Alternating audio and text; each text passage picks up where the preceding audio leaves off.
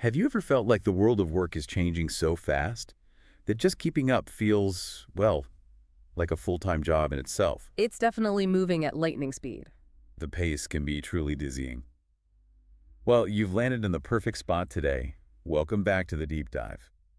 Our mission today is really to give you that ultimate shortcut to being well-informed on the critical shifts happening in human resources. We're drawing directly from a comprehensive article and related materials we've explored. We're diving deep into the 10 latest HR management trends in 2025 that are shaping the future of work.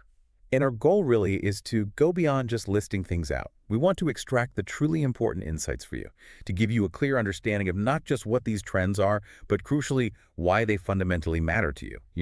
Whether you're leading a team, managing a business, or maybe you're just curious about where work is heading. We're going to connect the dots, uncover some of those underlying currents driving this evolution. Okay, so let's jump right in then.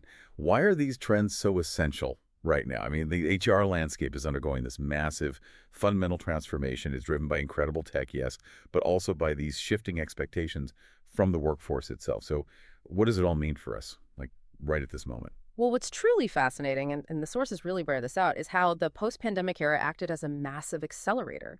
It wasn't just introducing digital transformation, it kind of forced it into hyperdrive across almost every industry. Our sources are pretty clear. Proactively adapting to these HR trends isn't just, a nice-to-have strategic advantage. It's becoming a critical imperative. It translates directly to stronger talent retention, significantly better employee engagement, and honestly, a much improved market position for companies. And this innovation, it's fueled by some key factors we're all seeing. Persistent skill shortages, for one. Then there's the complexity of managing multi-generational workforces. Everyone wants something different, right? Plus, the complete normalization of remote and hybrid work, which demands much more flexible systems. And maybe biggest of all, a workforce that increasingly expects personalization and purpose-driven work. They want meaning. That's such a crucial point. Yeah. It really underlines how HR is moving way beyond those traditional admin functions. It's not just about payroll or benefits anymore. HR is becoming a strategic partner at the table, a key driver of competitive A advantage. huge shift, absolutely. It really is. So as you listen today, think about this. How might this elevated role for HR impact your own organization or maybe even your career path in the very near future? Yeah. Okay, let's turn to our first big theme. Strategic planning and smart technology integration. And the first trend here is strategic workforce planning beyond the short term. The article makes it really clear organizations are moving far beyond just reactive hiring when a vacancy pops up. It's a much bigger picture now. Indeed. They're ditching those reactive sort of firefighting approaches. Instead, they're adopting comprehensive strategic workforce planning, looking, say, 3 to 5 years out. And this isn't just guesswork. It's actually highly sophisticated. We're talking advanced talent analytics, Yes. detailed scenario modeling to try and anticipate different futures, and deep demographic analysis. And crucially, all of this plugs into advanced HRIS platform. Right, HRIS, the Human Resources Information Systems. That's the digital backbone, isn't it? Kind of the central hub for all that employee data tracking analysis. Exactly. It pulls it all together. And here's where it really hits the bottom line. Get this.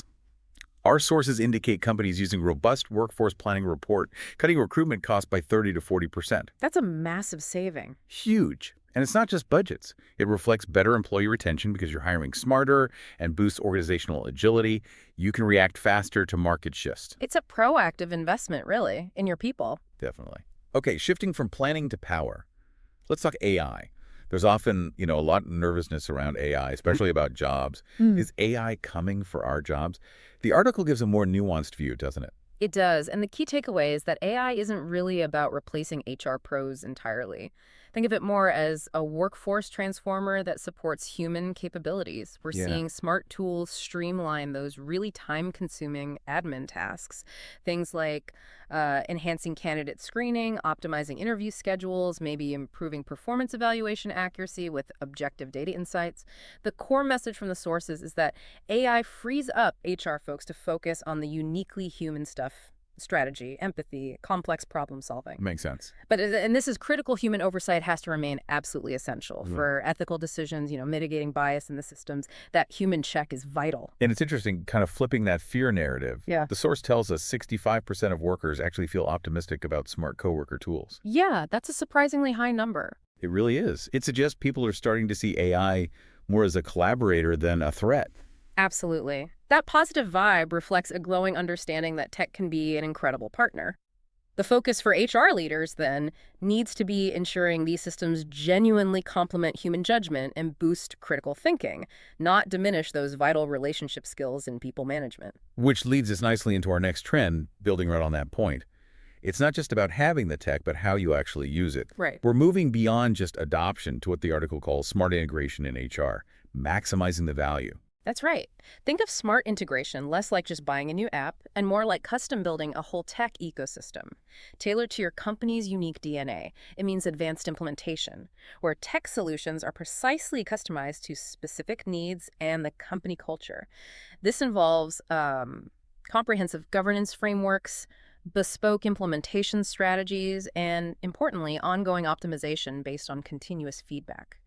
And this shift, it demands HR professionals develop new skills too, honing things like emotional intelligence, creative problem solving, strategic thinking, to really leverage these tools. What's fascinating, too, and the source mentions this, is the idea of continuous learning algorithms. Yes. And these systems aren't static, right? They actually improve over time. They get more refined, more predictive, uniquely tailored to that organization. It's like your HR tech gets smarter on the job. Constantly learning, constantly improving, Yeah. exactly, making the insights sharper. Okay, let's shift gears now. Second theme, employee-centric experiences and well-being, starting with hyper-personalized employee experiences. The days of one-size-fits-all definitely seem to be over. So what does it actually look like when, every aspect of your job feels tailored just for you? Well, this trend uses sophisticated people analytics and AI-driven insights to customize pretty much the whole employee journey. We're talking customized career paths, truly flexible work arrangements that fit individual lives, targeted wellness programs, even personalized communication, all based on individual preferences and behavioral patterns.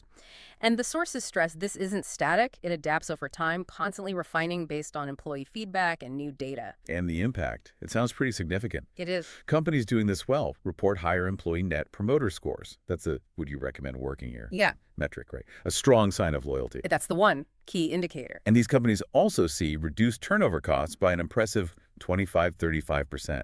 It's a clear win-win, a stronger, more committed workforce. It absolutely is. Now, of course, doing this well means robust data collection and analysis. Which needs careful handling. Absolutely. Always respecting employee privacy while still getting those meaningful insights. The goal is building detailed profiles that inform strategy, from learning paths to career moves, for a truly individual experience. Okay, now, remember those all-day mandatory training sessions Right. where maybe you zoned out halfway through? Oh, I remembered them well. Laughed slightly. This deep dive suggests they're on their way out, being replaced by continuous microburst learning. What's this agile approach look like? Yeah, those traditional marathon sessions are giving way to something far more nimble and, frankly, effective. Microburst learning basically breaks complex topics into small, digestible chunks, often just a few minutes long. Things you can consume during a quick break or even integrate directly into a task you're working on. It often uses engaging stuff like gamification, mobile-friendly platforms, and AI suggesting relevant content. It really boosts engagement and retention rates. The beauty of it seems to be the just-in-time knowledge delivery. Exactly. You get the info you need right when you need it. So the learning is immediately applicable, and it doesn't pull you away from your work for hours. Makes continuous development actually practical. Seamless integration. That's the goal. Okay, here's a really thought-provoking one for you listening. Ever checked Glassdoor or talked to someone who works somewhere you were considering applying? We all have, right? Exactly. The article shows your internal employee experience is now your external marketing. This is the core of employee experience as employer brand. This is a profound shift, really, in how companies attract talent. What happens inside now directly drives how you're perceived outside, their current employees. They become your most authentic brand ambassadors through those online reviews, social media, simple word of mouth. Now, our research shows those genuine testimonials, they carry way more weight with potential hires than any slick marketing campaign ever could. So true. So investing in employee satisfaction, it creates this amazing multiplier effect. It goes far beyond just internal metrics. It broadcasts your real culture to the world. And it's interesting how this is measured now, too. Engagement surveys, sentiment analysis, tracking referrals, insights from exit interviews. Yeah, a whole range of tools. It's all about creating that consistent, authentic message inside and out. Yeah, right. Shifting to another critical area, it's not just about, say, a gym membership perk anymore. Well-being is becoming embedded in daily workflows. What does this deeper integration actually look like? Absolutely.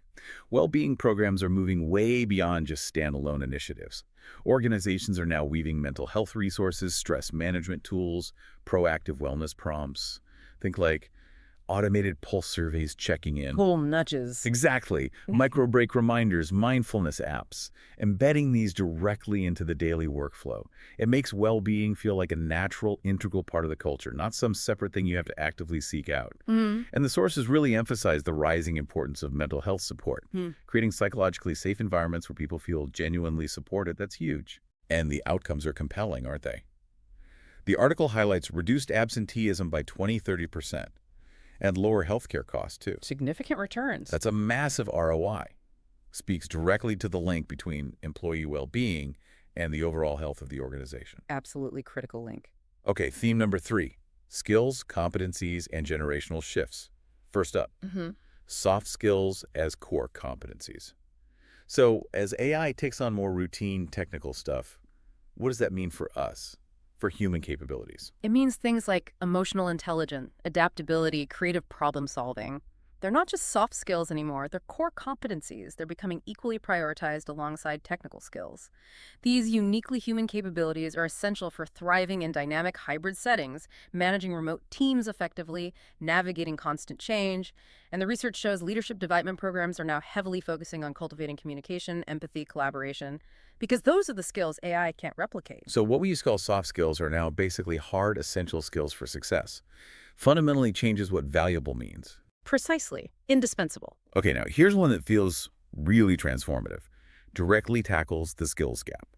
Skills-based hiring over degrees. I mean, what if your actual abilities, your proven competencies, matter more than your diploma?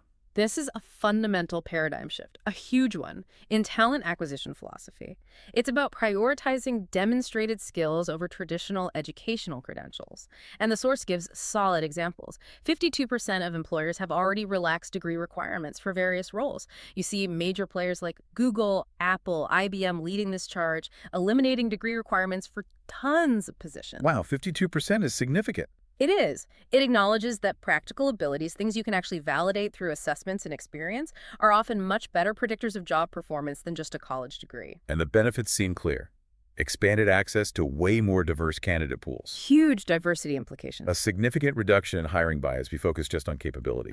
And a better link between assessments and actual on-the-job success. It just opens doors. Exactly. And you see evidence of this shift in the rise of new-collar jobs, blue-collar tech roles. These create career paths that don't need traditional degrees but focus on specialized technical skills and real-world experience. It's about what you can do, not just where you went to school. Makes perfect sense. Okay, finally, let's touch on Gen Z expectations and workplace adaptation. The newest generation hitting the workforce.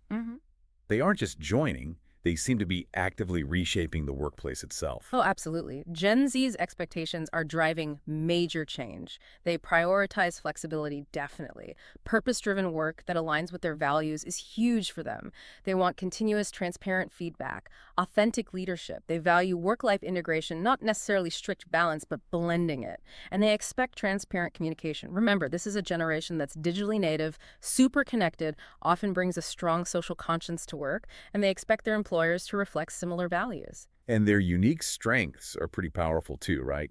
That digital nativity, entrepreneurial mindset, the social awareness that can really boost innovation and customer connection. No question. They bring fresh perspectives and capabilities. So they're not just adapting, they're bringing new demands and new strengths. Which means organizations need sophisticated, multi-generational management strategies. You need modern communication tech they prefer, flexible work options, clear career paths that show rapid growth potential. It's about creating truly inclusive environments that leverage the unique strengths of all generations working together. Okay, so we've unpacked these 10 critical trends. Let's bring it all together. What does this all mean for you listening, for your organization?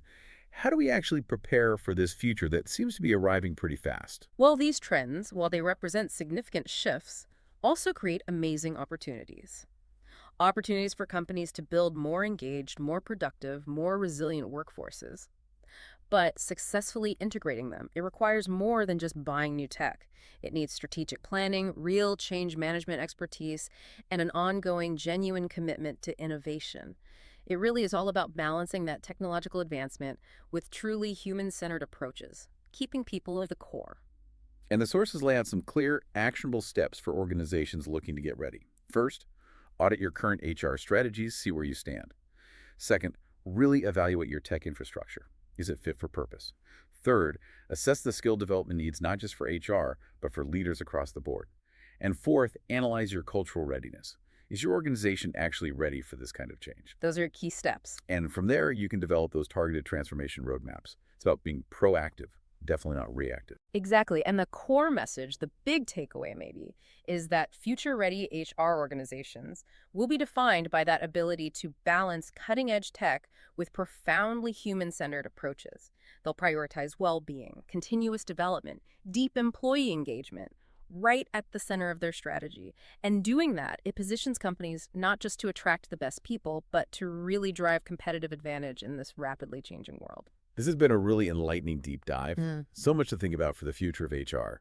To quickly sum up the biggest takeaways, the future of HR isn't just tweaking things, it's a fundamental strategic pivot. And just to reinforce that, remember, technology is here to augment human capabilities, to empower HR pros, not replace them. That's key. And that monumental shift towards skills-based hiring. It's fundamentally changing how we find diverse talent, prioritizing ability over just credentials. Huge implications there. Absolutely.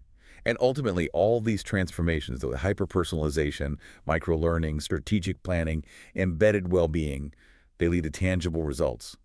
Better talent retention, enhanced productivity, and a much stronger, more authentic employer brand. Measurable outcomes. And HR's evolution into that strategic business partner role. That really seems to be the key, unlocking all these benefits. Thank you so much for joining us on this deep dive today. We really hope you feel well-informed and maybe even a little inspired by these critical shifts shaping our working world. And as you reflect on everything we've talked about, maybe consider this one question. What specific tangible change could you implement, maybe in your own role or even your team starting this week, to align just a little bit more with this future of work we've discussed? What single aha moment, that one key insight will you take forward from our deep dive today into your own professional journey? That's a fantastic question to ponder and, more importantly, to act on. We encourage you to keep that curiosity alive, keep learning, and apply this knowledge. Until next time on The Deep Dive, stay curious.